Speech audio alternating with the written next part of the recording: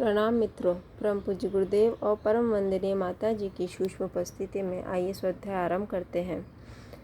मेरे साथ एक स्वर में बोलिए। ओम भूर्भुवः स्वाहा तत्सवितुर्वरेण्यं भर्गो देवस्य धीमहि धियो यो नः प्रचोदयात्।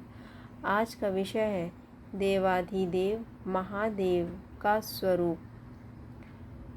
भगवान शिव संसार के समस्त मंगल का मूल है। यजुर्वेद 16:43 में उनकी स्तुति इस प्रकार की गई है।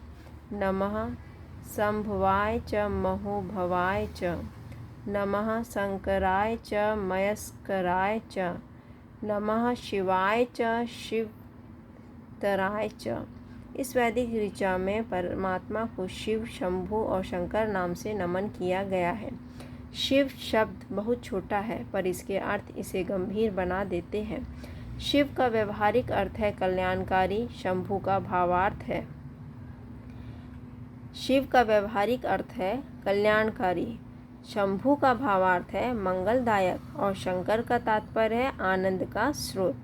यद्यपि ये तीनों नाम भले ही भिन्न हों लेकिन तीनों का संकेत कल्याणकारी, मंगलदायक, आनंद घन परमात्मा की ओर ही है। वे देवाधिदेव महादेव, सबके अधिपति महेश्वर सदाशिव ही हैं। परंतु यह ध्यान रहे कि भगवान शिव त्रिदेवों के अंतर्गत रुद्र यानी रौद्र रूप वाले नहीं हैं। भगवान शिव की इच्छा से प्रकट रजोगुण रूप धारण करने वाले ब्रह्मा, सत्वगुण रूप विष्णु एवं तमोगुण रूप रुद्र हैं, जो क्रमशः सृजन, रक्षण, पालन तथा संहार का कार्य करते हैं। रक्षण मतलब पालन। यह तीनों वस्तुतः सदाशिव की ही अभिव्यक्ति है, इसीलिए ये शिव से पृथक भी नहीं है। ब्रह्मा, विष्णु, महेश तात्विक दृष्टि से एक ही हैं। इनमें भेद करना अनुचित है। दार्शनिक मान्यता है कि ब्रह्मांड पंच तत्वों से बना है। ये पांच तत्व जल, पृथ्वी, अग्नि, वायु और आकाश। भगवान शिव पंचानन अर्थात 5 मुख वाले हैं। शिव पुराण में इनके इसी पंचानन स्वरूप का ध्यान बताया गया है। ये 5 मुख ईशान, तत्पुरुष, अघोर, वामदेव तथा सधोजात नाम से जाने जाते हैं। भगवान शिव के ऊर्ध्वमुख का नाम ईशान है, जिसका दुग्ध जैसा वर्ण है। ईशान आकाश तत्व के अधिपति हैं। ईशान का अर्थ सबके स्वामी है। ईशान पंचमूर्ति महादेव की क्रीड़ा मूर्ति है। पूर्व मुख का नाम तत्पुरुष है, जिसका वर्ण पीत यानी पीला है। तत्पुरुष वायु तत्व के अधिपति है। तत्पुरुष तो मूर्ति है। भगवान सदाशिव के दक्षिणी मुख को अघोर कहा जाता है। यह नीलवर्ण नीले रंग का है। अघोर अग्नि तत्व के अधिपति है। अघोर शिव जी की संहारकारी शक्ति है, जो भक्तों के संकटों को दूर करती है। उत्तरी मुख का नाम वामदेव है, जो कृष्ण वर्ण का है। वामदेव जल तत्व के अधिपति हैं। वामदेव विकारों का नाश करने वाले हैं, अतएव इनके आश्रय में जाने पर पंच विकार काम, क्रोध, मद, लोभ और मोह नष्ट हो जाते हैं। भगवान शंकर के पश्चिमी मुख को अधोजात कहा जाता है, जो श्वेत वर्ण का है। अधोजात पृथ्वी तत्व के अधिपति हैं और बालक के समान परम स्वच्छ, शुद्ध और निर्विकार हैं। अधोजात ज्ञान मूर्ति बनकर अज्ञान रूपी अंधकार को नष्ट करके विशुद्ध ज्ञान को प्रकाशित कर देते हैं। पंचभूतों के अधिपति होने के कारण ये भूतनाथ कहलाते हैं। शिव जगत में 5 का और भी महत्व है। रुद्राक्ष सामान्यतः 5 मुख वाला ही होता है।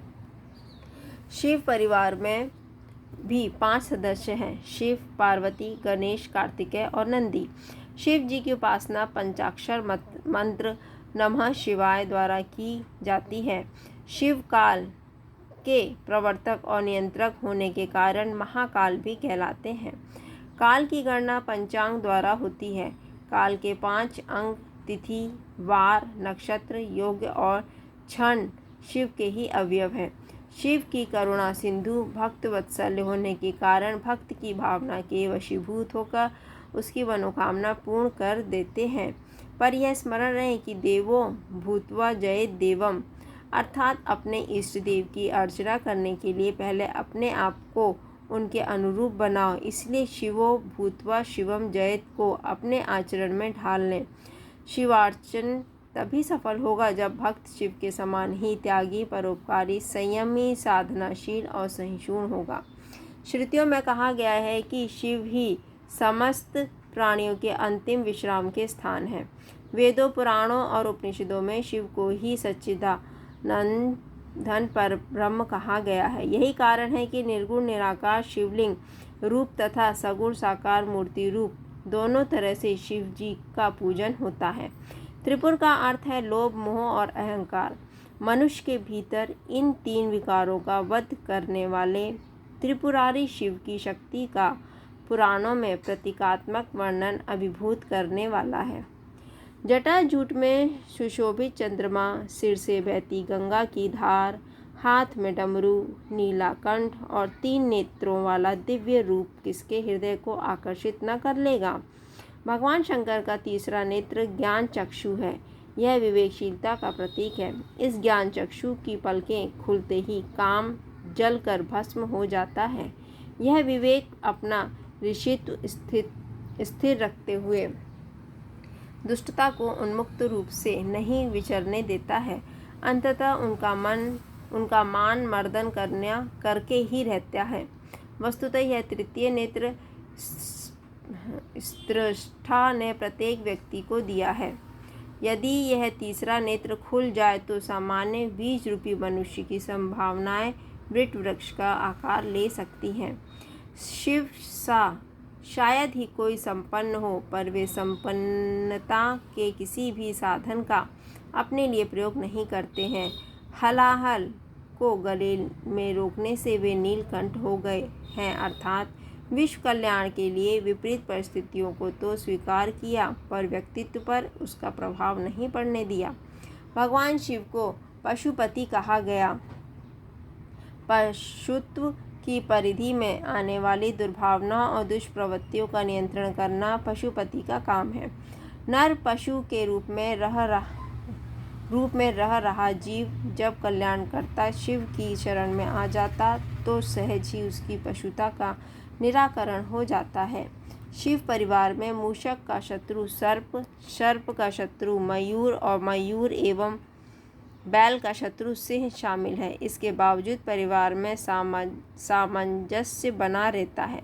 शिव परिवार विपरीत परिस्थितियों में सामंजस्य बनाए रखने का अनुपम संदेश भी देता है। वृक्ष का शाब्दिक अर्थ धर्म, जिसे हम धारण करते हैं, अर्थात हमारे कर्तव्य भी हैं। भगवान शंकर धर्म और कर्तव्यों के भी अधिपति हैं। शिव जी की आराधना में कर्मकांड की जटिलता नहीं, वरन भावना की प्रधानता है। वे अति शीघ्र प्रसन्न हो जाते हैं, इसी कारण वे आशुतोष कहलाते हैं। जिस प्रकार हलाहल को पीकर उन्होंने देवताओं को संकट से बचाया और नीलकंठ बन गए, उसी तरह उनके भक्त को भी उनका अनुसरण करते हुए अपने कर्तव्यों का पालन करना चाहिए। शिव तत्व को जीवन में उतार लेना ही शिव तत्व प्राप्त करना है और यही शिव होना है। हमारा लक्ष्य भी यही होना चाहिए। धन्यवाद मित्रों।